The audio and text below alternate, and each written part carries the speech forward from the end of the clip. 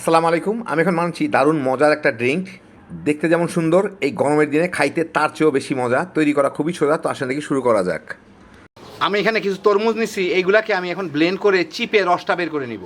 তো এখানে আমি তরমুজগুলা ব্লেন্ড করে নিয়ে নিলাম। এখানে আমার 2 কাপ হয়েছে, চেলে নিছি আমি ভালো মতো।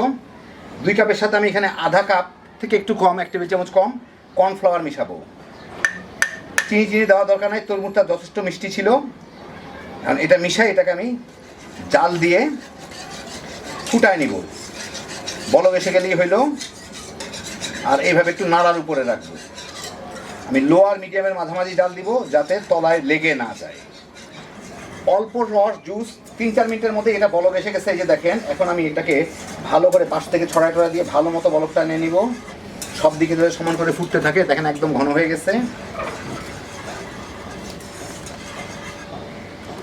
মাঝখান থেকে যখন ফুটে উঠতেছে, আমি চুলাটা বন্ধ করে এটাকে একটা ট্রের উপরে ঢেলে নিব, কাঁচের প্লেটের ট্রের উপরে আর কি। কাঁচের স্কোয়ার প্যানগুলোর মধ্যে আমি একটু তেল ব্রাশ করে নিছি। এর মধ্যে আমি এইগুলাকে ঢেলে দিব গরম থাকতে থাকতেই, যাতে সুন্দরভাবে জমে যাইতে পারে। তারপরে আমি এটাকে টুকরা টুকরা করে কেটে নিব। আমি এটা কর্নফ্লাওয়ার দিয়ে করলাম, চাইলে আপনারা আগার আগার দিয়েও করতে পারেন, চায়না গ্রাস দিয়েও করতে পারেন, কিংবা জিলেটিন দিয়েও করতে পারেন। যা খুশি দিয়ে করে নিতে পারেন, করে নিলেই হইল। এটা একটু ঝাঁকায় চতুর্দিকে সমান করে দিই,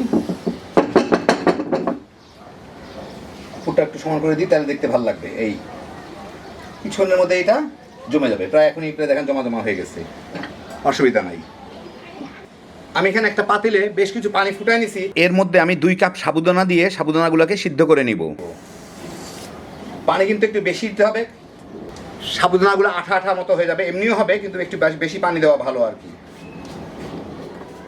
10-12 মিনিট ফোটার পরে সাবুদানাগুলা সিদ্ধ হয়ে গেছে, একটু একটু সাদা সাদা এগুলোও সিদ্ধ হয়ে যাবে। মানে আমি পানি ঝরাইতে ঝরাইতে এইগুলোকে আমি পানি ঝরাই, তারপর ঠান্ডা পানি দিয়ে 1-2 বার ধুয়ে নেব, যাতে গায়ে গায়ে লেগে না থাকে। আমি এরকম একটা স্ট্রেইনারের মধ্যে এই সাবুদানাগুলাকে আমি ঢেলে দিব। পানিটা ঝরে গেলে আমি উপর থেকে ঠান্ডা পানি দিয়ে এটাকে ভালো করে ধুয়ে নিব, তাইলে এইটা জমাট বেঁধে থাকবে না, গায়ে গায়ে লেগে যাবে না। দেখেন আগে যেটুকু ভিতরে সাদা সাদা ছিল, এখন সবগুলা পানির কালারে চলে আসছে, আর জমাট বেঁধে নাই। বাস হইল। এখন আমি এটাকে পানি ঝরাই নিব, তাহলেই হয়ে যাবে আমার সাবুদানা। আমি এখানে 1.5 লিটার দুধ নিয়ে নিছি।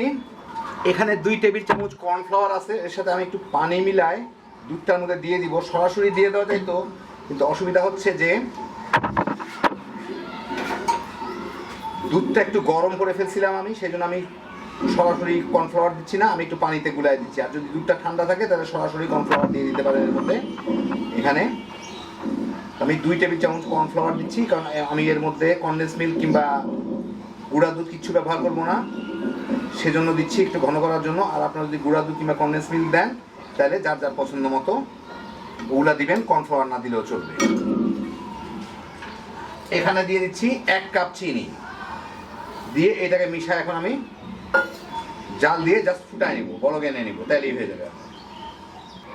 দুধটা ফুটে উঠছে, চিনি টিনিও গলে গেছে। এখন আমি চুলাটাকে বন্ধ করে দেবো। এটা জাল টাল দিয়ে কমানোর কিছু নাই, এটা কর্নফ্লাওয়ার দেওয়ার জন্য। ঠান্ডা হইলে এমনি হালকা একটু ঘন হয়ে যাবে।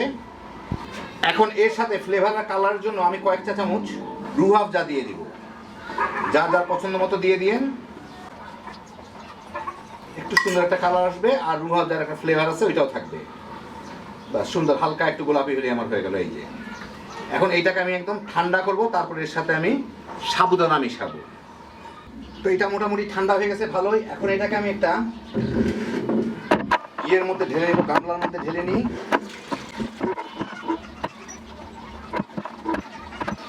নিলাম। এখন এর সাথে আমি যে সাবুদানাগুলো সিদ্ধ করে রাখলাম, সেই সাবুদানাগুলা পানি ঝরায় 2 বার ধুয়ে নিছি, এইগুলাকে এর সাথে মিলাই দিব।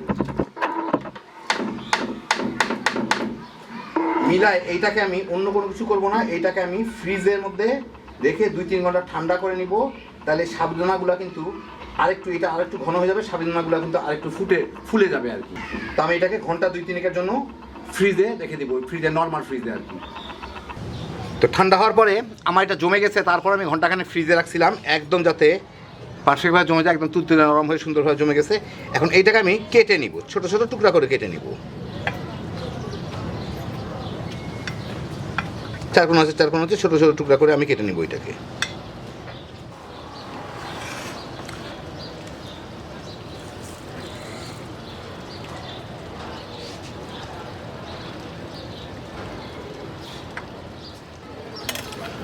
তো কেটে নিলাম।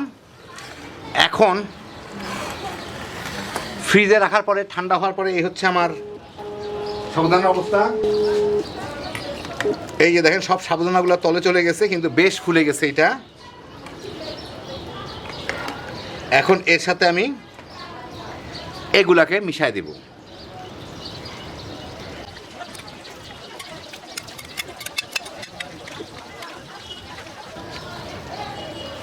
তো এই দেখেন হয়ে গেল আমার একটু অন্য রকমের সাবুদানা আর তরমুজের একটা ড্রিঙ্ক।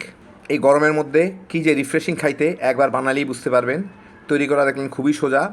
বাসায় তরমুজ একটু থাকলে আর অল্প একটু রুহ আফজা থাকলে ঝটপট বানায় ফেলান, ঠান্ডা ঠান্ডা কিংবা একটু বরফের কুচির উপরে দিয়ে বাসার সবাই মিলে তামা তামা করে খেয়ে ফেলাইতে পারবেন। হ্যাপি জোশের একটা আইটেম। আল্লাহ আপনাদের সবাইকে ভালো রাখুন, সুস্থ রাখুন, নিরাপদে রাখুন। ইনশাআল্লাহ বেঁচে থাকলে আবার দেখা হবে। আল্লাহ হাফেজ।